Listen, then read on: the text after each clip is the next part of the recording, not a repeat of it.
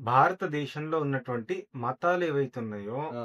అందులో ఉన్నటువంటి కొన్ని మతాలు తీవ్రవాదాన్ని ప్రోత్సహిస్తున్నాయా లేవా? ఆ! కొన్ని మతాలు ఉన్నాయి.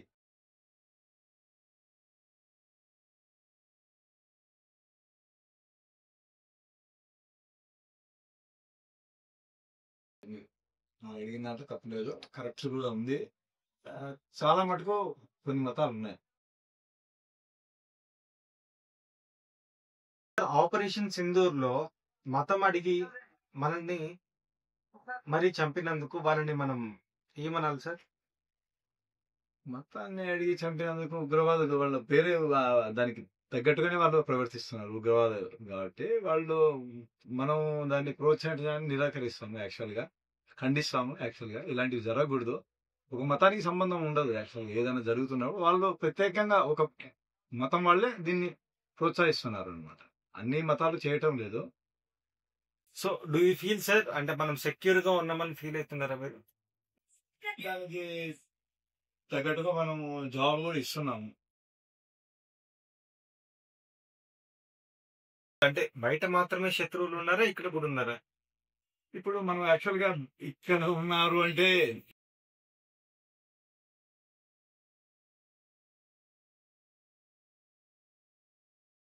What is your call on urban Naxals?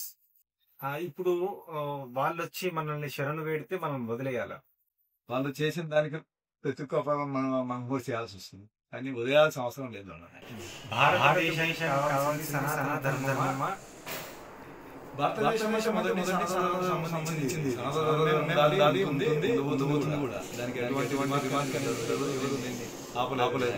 So yesterday నిన్న ఒక సుప్రీం కోర్ట్ ఆర్డర్ కూడా వచ్చింది. మతం మారిన తర్వాత ఎస్సీ ఎస్టీకి పెట్టకూడదు అని చెప్పి సుప్రీం కోర్టులో ఒక మంచి బిల్ పాస్ మంచి తీర్పు వచ్చింది. ఇంతకు ముందు ఏం చేసేవాళ్ళంటే మతం మారిన తర్వాత ఎస్సీ ఎస్టీకి పెట్టేవాళ్ళు. మన ఇంటికి వచ్చి కలుసుకున్నప్పుడు మనం అడ్డుకున్నందుకు ఎస్సీ ఎస్టీ అట్రాసిటీ పెట్టేవాళ్ళు. అలా పెట్టకూడదని చెప్పి దాని మీద call about Indian nation for youth. Main సనాతన ధర్మము యూత్ కు సనాతన ధర్మం దేశభక్తి అనేది ఉండాలి, ఖచ్చితంగా ఉండాలి. ఎవరికైనా అది ఉండాలి. పుట్టినప్పటి నుంచి చదువులో మన యాక్చువల్గా మనకు ఎడ్యుకేషన్లో కూడా దీన్ని ప్రోత్సహించే విధంగా ఉండాలి. హిందూ ధర్మం కానీ సనాతన ధర్మాన్ని ఉండాలి. What is your stand on Pawan Kalyan? ఇది రాజకీయాలకు సంబంధించింది. నేను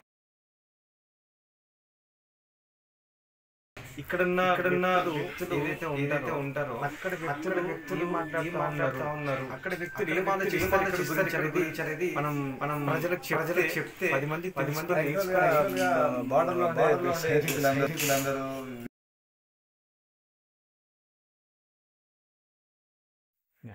సార్ బార్డర్ లో ఉన్న వాళ్ళ గురించి చెప్పారు, కానీ ఇక్కడ ఉన్న వాళ్ళు నిజంగా బార్డర్ లో ఉన్న వాళ్ళ గురించి ఆలోచిస్తున్నారా?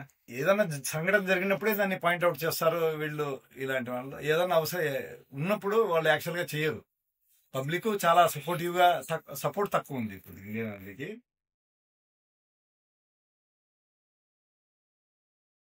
Actually, I'm glad to know that you are here within my house. I'm very much glad, sir. మనము రోజు కలుద్దాం. కొన్ని ప్రశ్నలు మేము వదులుతూనే ఉంటాం, మీరు సమాధానం చెప్పాలి. Because it's all about a nation. Okay. Bharat మాతాకి జై. జై జై శ్రీరామ్.